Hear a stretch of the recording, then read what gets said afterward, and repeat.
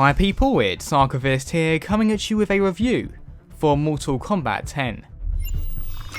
When people hear about the Mortal Kombat games, their first thoughts are typically that of gore and bloodshed.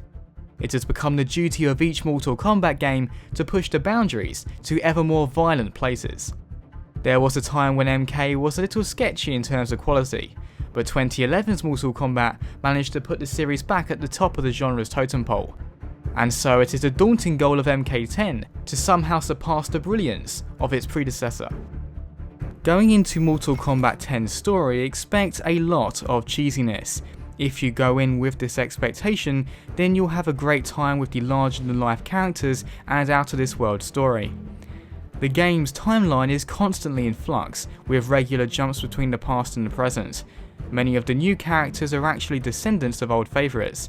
For example, Cassie Cage is the daughter of Sonya Blade and Johnny Cage.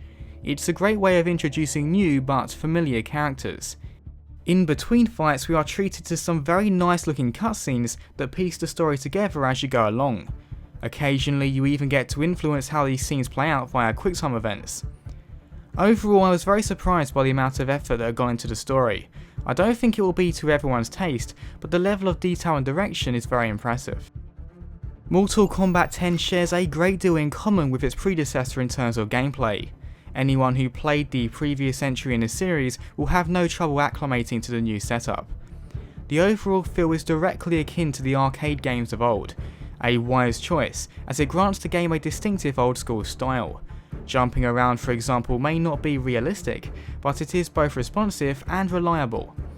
As with most fighting games, you must best your opponent by striking together combos through precise sequential button presses. Some are very simple to pull off, whereas others are extremely difficult. As well as combos, there are also special abilities that each character has. These can include anything really from teleports to lightning bolts. Furthermore, each character has a set of 3 specializations to choose from before a match. This element is new to the series, and it certainly adds an extra level of complexity when it comes to learning a character's strategy. Thankfully, the X-rays from the last Mortal Kombat game are back. Some of these gruesome attacks are so brutal, I do wonder how a person could possibly keep fighting afterwards. A new addition to the series are the interactive stages. By pressing the right bumper or equivalent button, you can use the environment to jump extended distances, throw objects, or smash opponents into scenery. It's a great addition as it forces players to think about where they are positioned on the stage from a tactical perspective. And of course, once you have beaten your opponent down, next comes the fatality. Fatalities have always been a big part of the Mortal Kombat series, and each time I wonder how they can possibly make the series any more violent. Somehow though, the developers have made the finishing moves even more visceral than ever. There's a lot of variation, but I found the most disturbing fatalities to be the ones that really focused in on the detail. More than ever before, this is not a game that young children should be playing.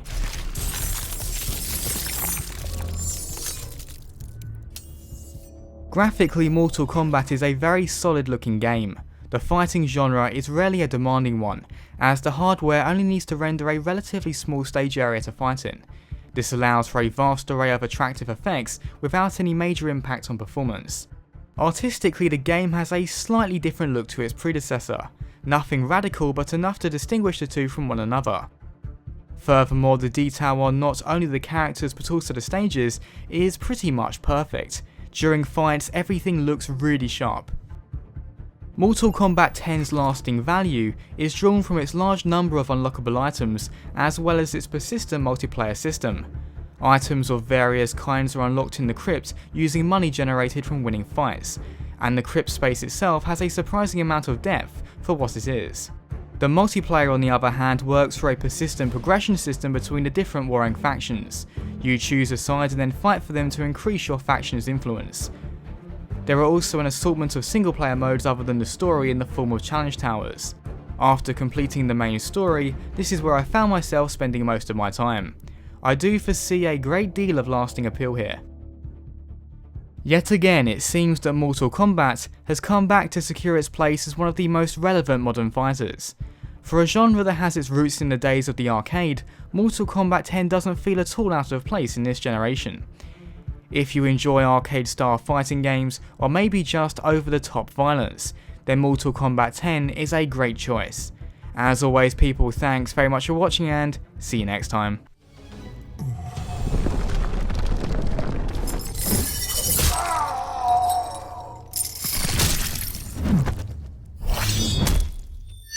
Scorpion wins. Fatality.